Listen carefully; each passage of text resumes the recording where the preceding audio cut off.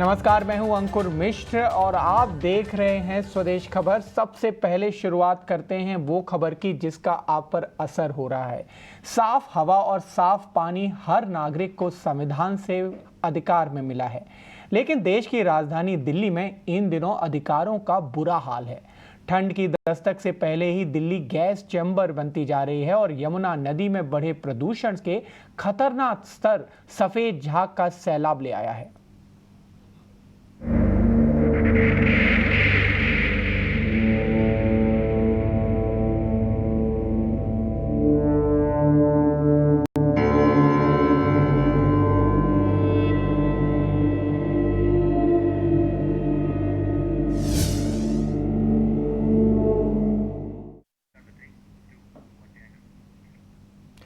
दिल्ली में प्रदूषण ने बढ़ाई मुश्किल, गंभीर स्तर पर पहुंचा AQI और अभी इस पर आगे बात करने के लिए हम और गेस्ट भी लाएंगे। और AQI दिल्ली की जो गुणवत्ता है वो इस समय सूचकांक 293 अंक तक पहुंच गया है।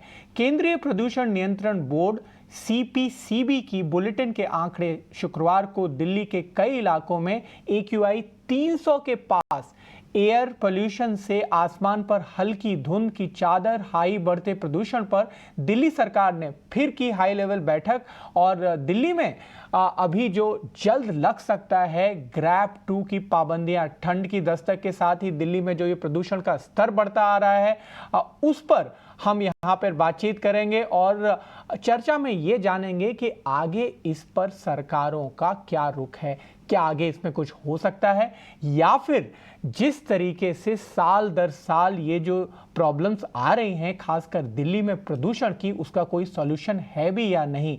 इस साल अभी तक प्रदूषण में पराली के धुएं की ज्यादा भागीदारी नहीं हुई है, लेकिन आगे के लिए क्या होना है इस पर हम जरूर बिल्कुल इस पर बात करेंगे। सबसे पहले देखते हैं कि इस पर क्या रिएक्शन है।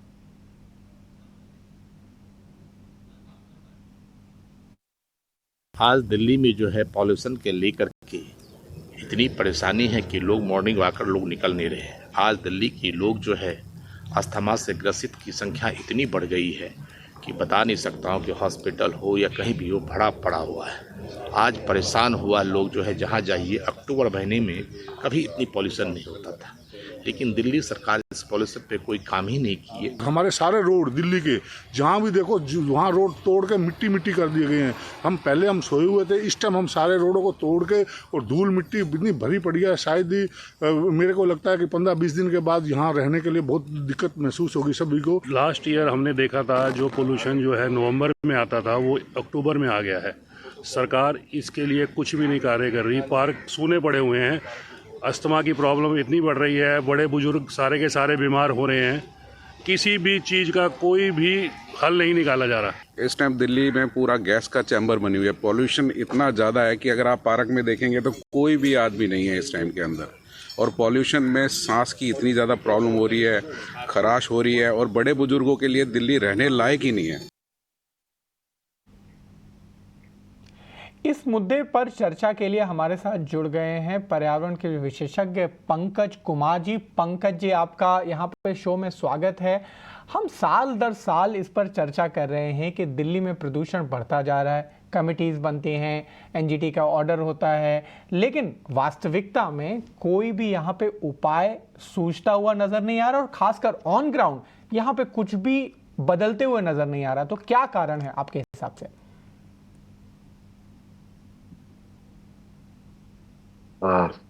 मेरी आवाज आ रही है आप लोगों को साफ साफ? जी हाँ, आपकी आवाज एकदम हम सुन पा रहे हैं। मैं ये समझना चाहता था कि ये बदलाव आखिर हो क्यों नहीं रहा है। 2 दिन पहले भी हमने आपके चैनल पर इसी एयर पोल्यूशन को लेके प्रोग्राम किया था ना। दरअसल अब ये देखिए कि पिछले कुछ एक वर्षों से अब ऐसा हो गया है जैसे लगता है कि जैसे हर साल दिवाली, दशहरा या होली एक त्योहार आता है, उसी तरीके से अब ये हर साल अक्टूबर के आसपास के महीने से लेकर जनवरी तक के महीने के बीच का जो पोर्शन है, ये करीबन 4 महीने का ना, ये पॉल्यूशन से ग्रसित या तो आप पूरे शहर कह लीजिए या पूरी जो आपका जो नेशनल कैपिटल रीजन है इसका, जो एनसीटी जिसको आप कहते हैं ना, एनसीआर जिसको कहते हैं, ये पूरा का पूरा 4 महीने उसके चपेट में आता है। और पिछले 10-15 वर्षों से हम लगातार इस चीज को देख रहे हैं और प्रोग्राम भी कर रहे हैं, सरकार को जगाने की कोशिश भी कर रहे हैं। मगर आप अगर यही सवाल अगर आप सरकार से पूछे कि पिछले 10 वर्षों में इत्तेफाक से या दिल्ली के केंद्र में और राज्य में दोनों ही सरकारें पिछले 10 वर्षों से लगातार हैं, तो अगर आप इनसे पूछें कि आपने इस पोल्यूशन को कम करने के लिए कौन कौन से कदम उठाए हैं ना, और उससे क्या उसका प्रभाव पड़ा है ना, तो आप देखेंगे कि दोनों के पास में कोई विशेष जवाब नहीं होगा ना। और हो सकता है कि बहुत सारे कदम तो बता दिए जाएं, मगर उस कदम उठाए गए कदमों का क्या प्रभाव पड़ा ना, और उससे कितनी दिल्ली वासियों को राहत मिली ना, ये उनके पास ऐसा कोई भी कुछ कहने के लिए नहीं होगा।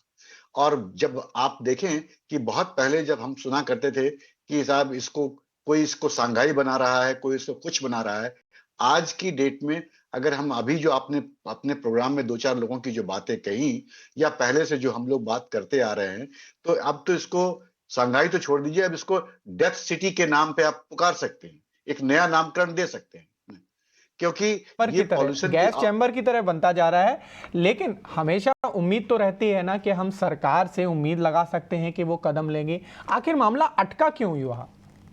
देखिए, ऐसा है कि हम लोग शुरू से इस बात को कहते हैं कि पर्यावरण जो है वो साझा है, सरकार और समाज दोनों मिलकर इसको संभालते हैं न? और सरकारें जरूर कानून बनाती हैं, मगर क्यों हम इस पर फेल हो रहे हैं? क्योंकि इस पर बनाए गए जो भी कानून हैं, वो सब कानून के पालन होने में आप देखेंगे कि बहुत कोताही बरती जाती है। और समाज को भी जिस रूप में जागरूक होकर सरकार का साथ देना चाहिए ना, वो नहीं दे पाती है।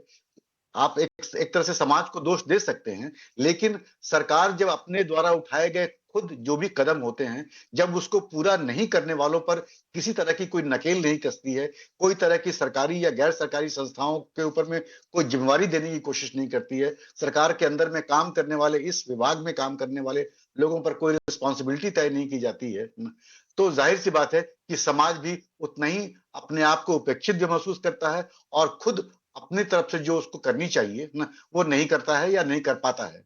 तो पर्यावरण का मामला जब भी उठेगा, हमेशा सरकार और समाज दोनों का साझा क्षेत्र है और दोनों को साझा काम करने की जरूरत है। मगर सरकार की कदम पहली होनी चाहिए और उसके द्वारा उठाए गए कदमों को देख करके ही समाज जो है अपने आप को उसके साथ जोड़ने की कोशिश करेगा। सही बात बोली है कि ये एकदम साझा जिम्मेदारी है, न सिर्फ सरकार की बल्कि समाज की भी जिम्मेदारी है। इस मुद्दे पर और आगे बढ़ते हैं, आप बने रहिए हमारे साथ। यमुना नदी में बढ़ते सफेद झाग को लेकर वहां से ग्राउंड रिपोर्ट भेजी गई है हमारे रिपोर्टर द्वारा। सबसे पहले देख लेते हैं कि आखिर उस रिपोर्ट में क्या बोला है। अभिषेक हमारे साथ जुड़ गए। अभिषेक, हर साल यमुना की बात होती है, हर साल यमुना के साफ सफाई की बात होती है, लेकिन ये बातें कागजी रह जाती हैं, जमीन के ऊपर कुछ भी होता हुआ नजर नहीं आता है। कालिंदी कुंज में हम मौजूद हैं, कालिंदी कुंज बैराज है ये, और यहाँ से देखिए जो यमुना आ रही है वो कितनी ज्यादा प्रदूषित है। ये जो आप झाग देख रहे हैं, ये दरअसल कोई शैम्पू या साबुन का झाग नहीं है, ये यमुना के प्रदूषण का झाग है। और झाग कितना मोटा है ये आप तस्वीरों में देखकर अंदाजा लगा सकते हैं कि क्या स्थिति है यहाँ पर यमुना की। ऐसा लग रहा है कि पानी के अंदर बादल तैर रहे हैं। ये जो सफेदी आप देख रहे हैं, ये दरअसल यमुना के अंदर हुए प्रदूषण का झाग है, जिसको लेकर अब तक कोई कार्रवाई नहीं हुई है। हर साल इसी मौसम में जैसे ही ठंड आती है या ठंड का आना शुरू होता है, यमुना बिल्कुल इसी तरीके से दिखती है। ये हर साल बसाल का हाल है, लेकिन यमुना अभी भी बेहाल है। किसी भी तरीके से कोई कार्रवाई यहाँ पर होती हुई नजर नहीं आई है। बात की गई थी दिल्ली को झीलों का शहर बनाने की, दिल्ली को, यमुना को सुरक्षित रखने की, स्वच्छ रखने की, लेकिन स्वच्छता का क्या अंबार है, जरा ये तस्वीर देखिए, आपको समझ में आएगा। यमुना पूरी तरीके से प्रदूषित है। पूरे जल के अंदर, यमुना के पानी के ऊपर जो बादलों जैसा तैरता हुआ आपको प्रदूषण का ये झाग नजर आ रहा है, ये अपने आप में गवाही दे रहा है कि यमुना को साफ करने की कितनी बड़ी रणनीति बनाई गई थी, कितना ज्यादा यमुना को साफ करने के लिए जो है वो वर्कफोर्स लगाया गया था, और किस तरीके से यमुना की साफ सफाई में सारे लोग जुट गए थे। यमुना पिछले साल भी इसी तरीके से थी यमुना, उससे पहले भी ऐसी थी यमुना का हाल अभी भी बिल्कुल ऐसा ही है। अभी भी लोग कह रहे हैं, जो सरकार है वो कह रही है कि हम काम करेंगे, यमुना को साफ करेंगे, लेकिन अभी तक कुछ भी यहाँ पर देखने को नहीं मिला है। छठ पूजा आने वाला है, दिवाली आने वाली है, ऐसे में जब ये पूजा आती है तो यहीं पे लोग आते हैं पूजा करने के लिए, यहीं पे लोग आते हैं नहाने के लिए, अपना जो काम है पूजा पाठ का वो करने के लिए। हालांकि प्रशासन की तरफ से, एनजीटी की तरफ से यहाँ पर रोक लगाई गई है कि आप किसी भी तरीके से जो पूजा सामान है उसको नहीं डाल सकते, मूर्ति विसर्जित नहीं कर सकती यमुना के अंदर। लेकिन यमुना को साफ कैसे किया जाए, यमुना को स्वच्छ कैसे रखा जाए, अब तक कुछ सॉलिड काम, कंक्रीट काम यहाँ पर होता हुआ नजर नहीं आया है। यमुना में आज भी झाग है बिल्कुल इसी तरीके से, कब तक रहेगा इसकी कोई जानकारी नहीं है, ना ही कोई गारंटी ले सकता है। देखना होगा कि अब इस साल क्या कुछ कार्रवाई होती है और क्या कुछ सुधार यमुना में इस साल हो पाता है या नहीं। शुक्रिया अभिषेक, एकदम जमीनी सच्चाई को हमारे तक लाने के लिए। आपने देखा कि ये जो विजुअल्स थे अपने आप ही पूरी कहानी बयां कर रहे थे। पंकज जी हमारे साथ बने हुए हैं, आप बिल्कुल एक्सप्लेन कर रहे थे कि न सिर्फ सरकार बल्कि समाज की भी जिम्मेदारी है। आपने अभी ये विजुअल्स हमारे दर्शकों ने भी देखे। ये जो विजुअल्स है वो एक तरीके से पिकनिक स्पॉट की तरह, मीम्स की तरह हर साल वायरल होता है। आखिर मामला यहाँ पर कब सुधरेगा? अभी दोबारा इलेक्शन का समय आ गया है, क्या आपको लगता है कि यहां पर कुछ समाज के द्वारा या फिर नागरिकों द्वारा भी कुछ किया जा सकता है? देखिए, आप यहाँ पर समाज को फेल होता हुआ भी देख रहे हैं और साथ साथ मीडिया को भी फेल होता हुआ देख रहे हैं, जो किसी लोकतंत्र का चौथा स्तंभ कहा जा सकता है। तो आप यूं कह लीजिए कि आपका चौथा स्तंभ भी गिरा हुआ दिखाई दे रहा है, क्योंकि ये सारे पिक्चर्स हम लोग पता नहीं पिछले कितने वर्षों से लगातार दिखला रहे हैं। इसमें जो फॉस्फेट और नाइट्रेट और तमाम चीजें आती हैं, जो इस मौसम में पानी के साथ कांटेक्ट में आने पर जो ये झाग बनता है, इससे अगर आप अगर आप इसके अंदर पानी में हाथ डालें तो आपके अंदर ईचिंग होगी, प्लस ये कैंसर्स के लिए भी एक तरह का कारण बनता है ना।